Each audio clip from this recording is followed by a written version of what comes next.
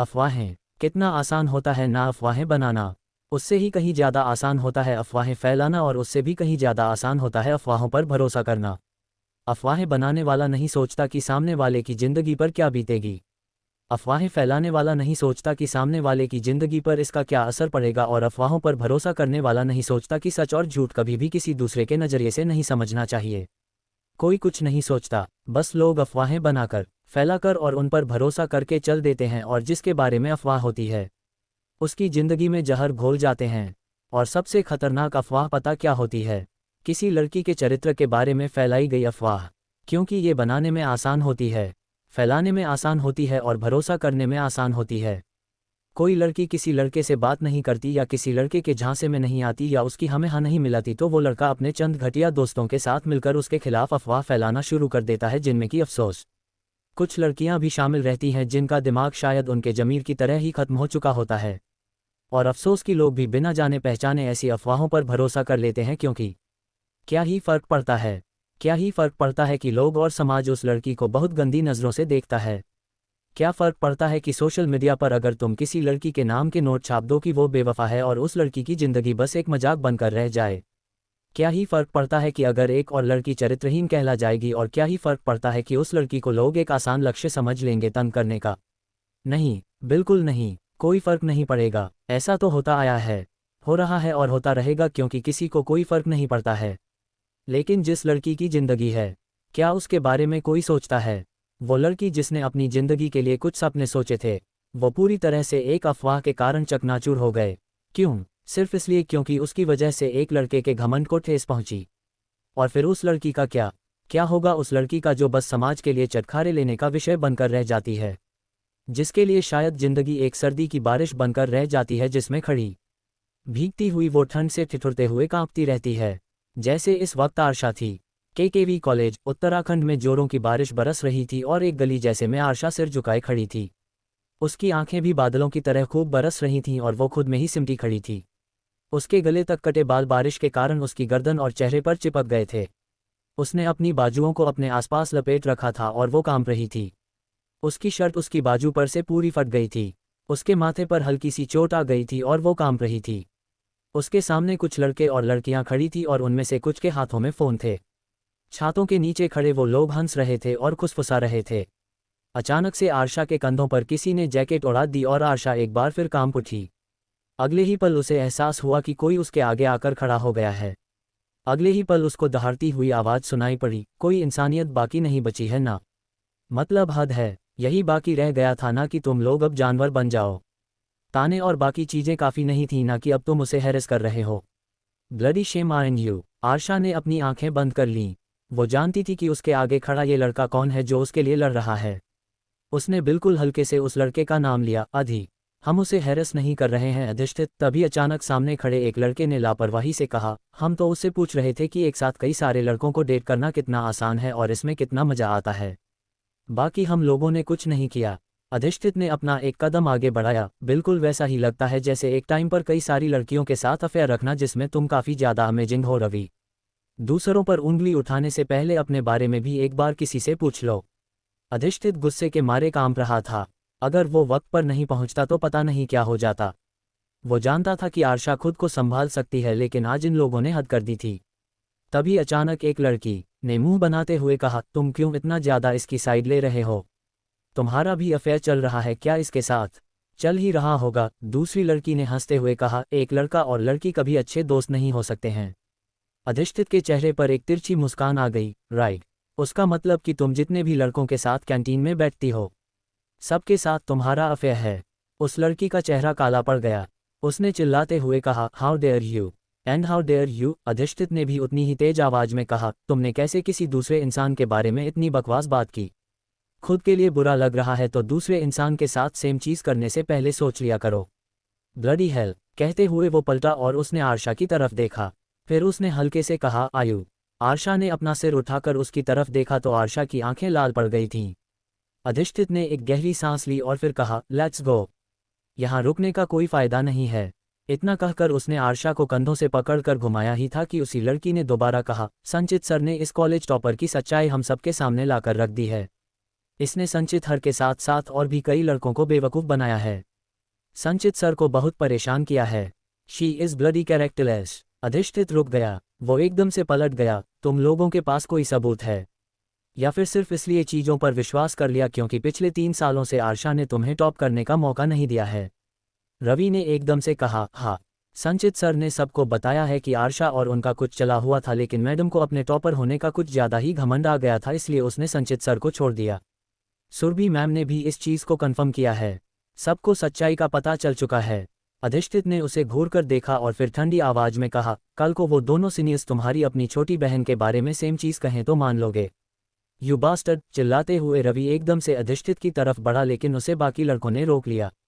वहीं आर्शा ने एकदम से अधिष्ठिता की बाजू पकड़ ली। अधिष्ठित ने उसकी तरफ देखा तो आर्शा ने रुंधे हुए स्वर में कहा, प्लीज चलो यहाँ से। अधिष्ठित ने अपना सिर हिला दिया और फिर आर्शा को वहां से ले गया। आर्शा ने उस गली से बाहर निकलकर सामने की तरफ देखा जहां धन्वंतरी भवन साफ नजर आ रहा था। यहीं पर इसने अपनी जिंदगी के 3 साल बहुत खुशी से बिताए थे, लेकिन ये 3 साल सिर्फ 2 महीनों में मिट्टी में मिल गए। ये कॉलेज जो उसे कभी दुनिया की सबसे सुरक्षित जगह लगती थी, आज वही उसके लिए सबसे खौफनाक मंजर बन चुका था, सिर्फ इसलिए क्योंकि एक लड़के ने उसकी नाक को अपने लड़के होने के घमंड की तौहीन समझ लिया था और दुनिया ने उसे इस तौहीन की सजा दी थी। तारांकन तारांकन तारांकन तारांकन तारांकन तारांकन तारांकन तारांकन तारांकन तारांकन तारांकन। 1 हफ्ता बीत चुका था और आर्शा अभी भी अपने कमरे में ही बैठी हुई थी। वो खिड़की के पास बैठी हुई थी और उसका कुत्ता रूफी उसकी गोद में बैठा सो रहा था। रूफी, अदी और उसकी अपनी मम्मी के अलावा और किसी को इजाज़त नहीं थी कि कोई भी उससे मिल सके। तभी अचानक उसके कमरे में दस्तक हुई तो रूफी एकदम से जाग गया और भौंकने लगा। इस 1 हफ्ते में रूफी भी उसके लिए काफ़ी ज़्यादा रक्षात्मक हो गया था। रूफी को 2 महीने की उम्र में आर्शा ने सड़क से उठाया था, जबकि वो अकेला ठंड में ठिठुर रहा था। वो देशी जात का कुत्ता था। रूफी सच में बहुत ज़्यादा समझदार था और अब 3 साल का हो गया था। अचानक से बाहर से आवाज़ आई, आयु बेटा मैं हूँ, क्या मैं अंदर आ जाऊँ? आर्शा ने एक गहरी सांस ली और फिर कहा, यस ममा, आप आ सकते हो। दरवाज़ा खुला और आर्शा की मम्मी बरखा अंदर आईं। वो अभी 44 साल की थी, लेकिन लगती बिल्कुल भी नहीं थी। सब कहते थे कि आर्शा बिल्कुल अपनी मम्मी पर गई है, लेकिन आर्शा को ऐसा बिल्कुल भी नहीं लगता था। उसे अपनी मम्मा बहुत खूबसूरत लगती थी और अपनी शक्ल बिल्कुल बर्बाद। बरखा ने इधर उधर देखा तो कमरा बिल्कुल वैसा ही पड़ा रहा जैसा 1 हफ्ते पहले था। अचानक से रूफी आकर बरखा से लिपट गया तो बरखा ने उसका सिर सहलाते हुए कहा, तुम्हारी दीदी आज भी कमरे से बाहर नहीं निकली? दीदी बहुत बैड हो गई है ना? रूफी ने अपना सिर सहला दिया मानो सब कुछ समझ रहा हो। बरखा मुस्काते हुए सामने बेड पर बैठ गई और रूफी भी उनकी बगल में बैठ गया तो आर्शा ने पूछा, आप यहाँ क्या कर रहे हो? ममा, आपको इस वक्त ऑफिस में होना चाहिए था। बरखा हल्के से मुस्करा दी, तुम्हें सच में लगता है कि तुम पूरी तरह से डिप्रेस होकर यहाँ बैठी हो और मैं ऑफिस में काम में दिल लगा पाऊंगी? आई एम योर ममा आयु, मैं तुम्हें बहुत अच्छे से जानती हूँ। आई एम फाइन ममा, कहते हुए आर्शा उठ गई। आपको फिक्र करने की जरूरत नहीं है। मैं 24 साल की थी जब तुम पैदा हुई थी आयु, बरखा ने कहा। तब से लेकर आज तक मैं एक सिंगल पेरेंट हूँ।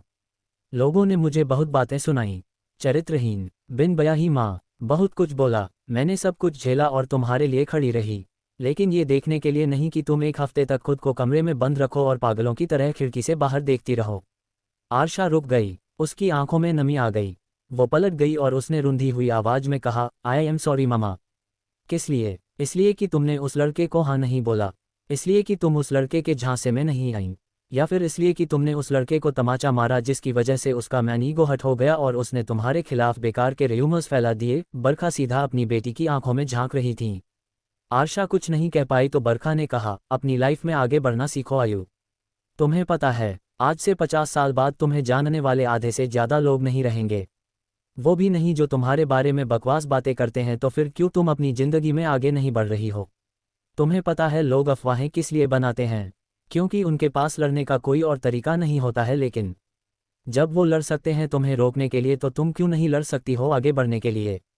रूफी भी आर्शा की तरफ देखते हुए भौंक पड़ा तो बरखा को हल्की सी हंसी आ गई और आर्शा भी मुस्करा दी। बरखा ने एक लंबी सांस ली और फिर कहा, वो लड़का, वो अपने मैन ईगो से कभी ऊपर नहीं उठ सकता है आयु, लेकिन तुम इन अफवाहों से कहीं ज़्यादा ऊपर उठ सकती हो। जब मुझे अपनी बेटी पर भरोसा है तो तुम्हें भी खुद पर भरोसा होना चाहिए। आर्शा ने अपना सिर हल्के से हिला दिया, मैं कोशिश कर रही हूँ ममा। बरखा ने अपना सिर ना में हिला दिया, बिल्कुल नहीं, कोशिश से काम नहीं चलेगा। मैं तुम्हारे लिए एक बहुत बड़ा स्टेप खुद लेकर आई हूँ। इतना कहकर उन्होंने अपने पास से एक खत जैसा कुछ निकाला और कहा, बीएम यूनिवर्सिटी शिमला। तुम वहाँ जा रही हो। तुम्हारा एडमिशन लेटर आ चुका है। तुम्हें मास्टर्स करनी थी ना केमिस्ट्री में। उस डिपार्टमेंट की लास्ट सीट तुम्हें मिल चुकी है।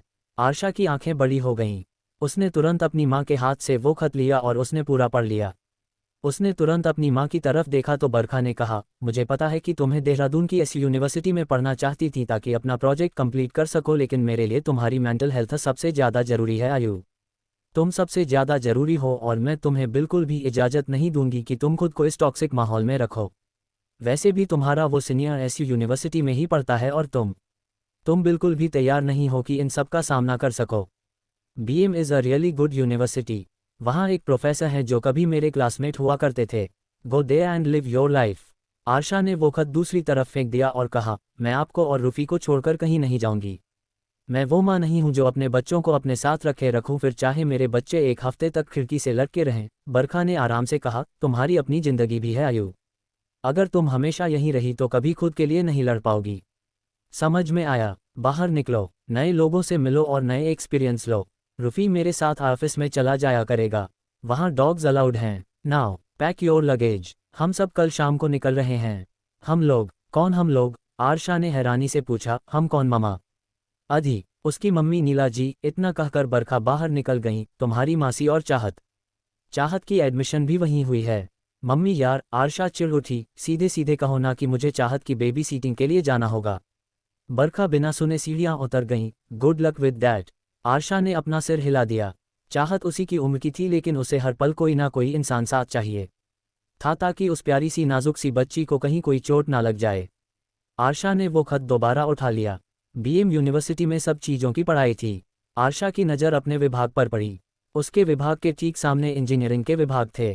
केमिस्ट्री विभाग से खिसकती हुई नज़र आरशा की ठीक उसके सामने के लिखे विभाग पर पड़ी, सिविल इंजीनियरिंग। तारांकन तारांकन तारांकन तारांकन तारांकन तारांकन तारांकन तारांकन तारांकन तारांकन तारांकन।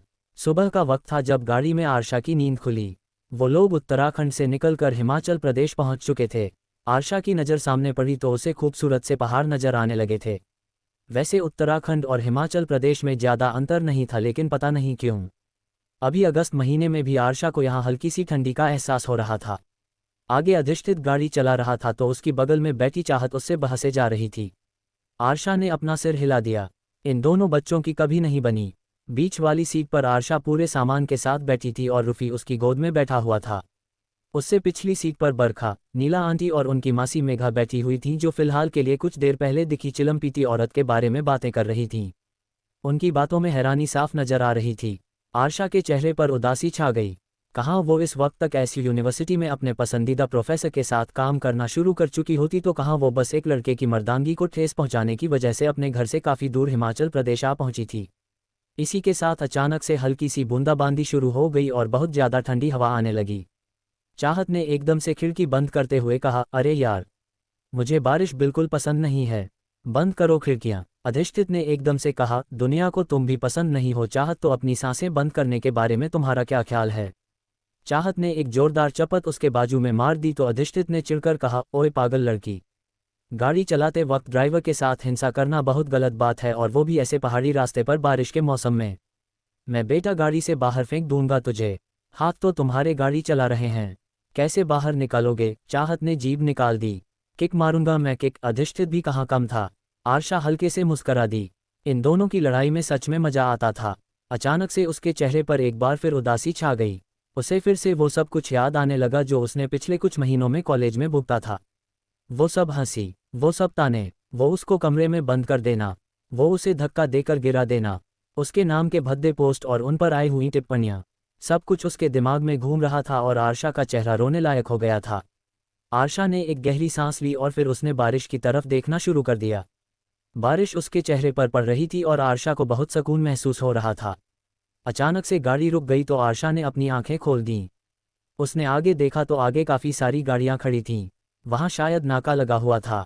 अचानक से एक काली बाइक आकर सीधा आरशा की गाड़ी की बगल में रुक गई। आरशा ने ना चाहते हुए भी पता नहीं क्यों उस तरफ देखा। वहां काली बाइक पर एक लड़का बैठा था जिसने काले रंग की एक जैकेट और काले रंग की पैंट पहन रखी थी। उसके पैरों में बड़े बड़े काले जूते थे और उसकी पीठ पर भी एक बड़ा सा काला बैग था।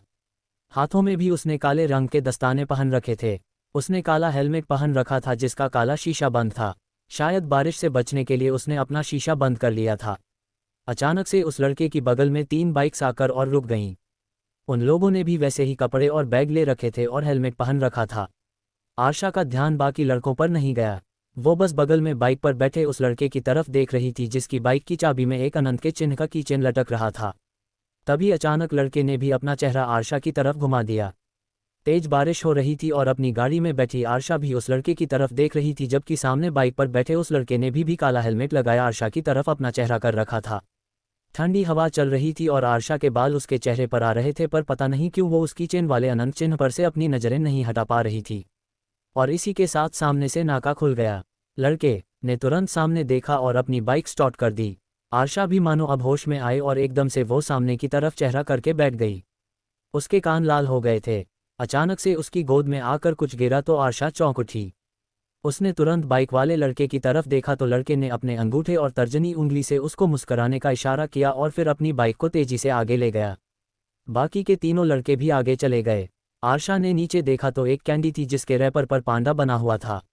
आरशा ने उसे खोला तो उसमें एक हरे रंग की कैंडी थी और रैपर के अंदर एक मुस्कुराता हुआ डूडल बना था।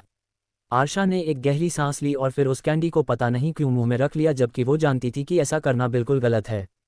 एक खट्टा मीठा स्वाद उसके मुंह में घुल गया और ना चाहते हुए भी आरशा के चेहरे पर एक गहरी मुस्कान आ गई। पता नहीं कौन था वो, लेकिन उसकी वजह से आरशा इतने लंबे वक्त बाद दिल से मुस्कराई थी। उस वक्त आरशा बिल्कुल नहीं जानती थी कि ये कैंडी और वो बाइक वाला लड़का उसकी ज़िंदगी का इतना अहम हिस्सा बन जाएंगे जिन्हें वो चाहकर भी अलग नहीं कर पाएगी।